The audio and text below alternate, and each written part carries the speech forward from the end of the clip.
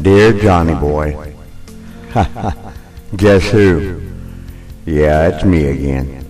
Hey, someone told me that you wanted to have a word with me, and well, it surprised the hell out of me to hear that you wanted to, because actually I wasn't sure you were capable of forming a sentence that didn't sound like baby talk. I mean, Johnny boy, I refuse to enter a battle of wits with you because it's just against my morals to attack an unarmed person. But you know, there are some things I wanted to say and some questions I had for you. I was curious though, you know, in your book you really don't say anything about your family, so I'll just come right out and ask you, because I know your sheep aren't intelligent enough to or have the guts to, but John, are your parents cousins? Oh, anyway, never mind. I was talking to a hooker a couple of days ago that you picked up a couple of months ago.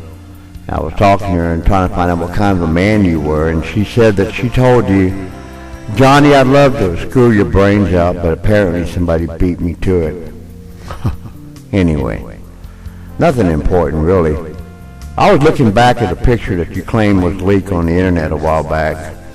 You know, the one you said that someone betrayed you and put your picture on the internet and brought you out of hiding. Well, I'm a very observant person, John, and I noticed that your teeth are so yellow that, well, I can't believe it's not butter.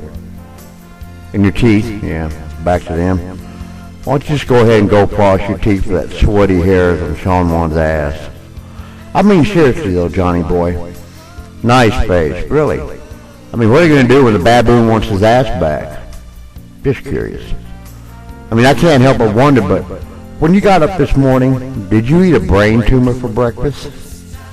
Oh, and as for your so-called Bible studies, or whatever it is you're calling them these days, it made me realize that religion was brought into my life by you.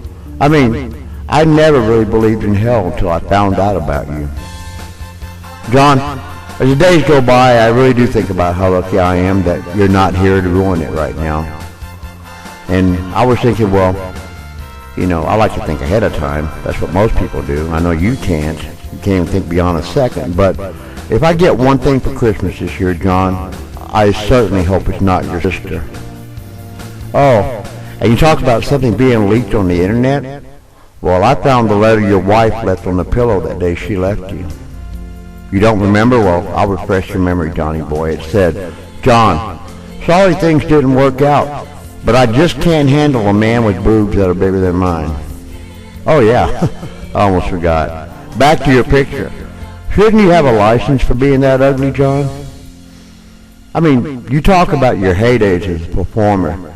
I've heard you, and, well, I did find out that people did clap when they saw you, but they clapped their hands over their eyes and their ears. Yeah, well, John, you're about as much use as a Betamax video recorder. And anyway, I have to admit, all day I thought about you and Sean Wan. I guess it's because I was at the zoo watching the monkeys. Oh yeah, back to your book. You didn't elaborate. And in case you don't know what that means you didn't explain, smart man, about how old you are. And well, I'd love to ask how old you are, but unfortunately, I know you can't count that high. Anyway, John, do us all a favor. Next time you shave, try standing an inch or two closer to the blade, okay? I mean, sure, I'd love to help you out now, but remind me, which way did you come in? John, I heard you thought you were so cool that you offered yourself a teaching job at remedial classes at a cucumber college.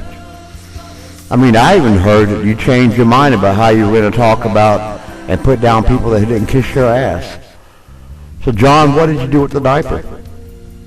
And before you open your room next time and talk and ramble on like your sheep love to hear you do, why don't you slip into something more comfortable, like a coma? Yeah, well, I'd like to talk about your humble beginnings, but believe me, we all know you started at the bottom and it's been downhill ever since. John, do me a favor and look for my letter. Yeah, my next letter, bedwetter. Notice I made it rhyme for you?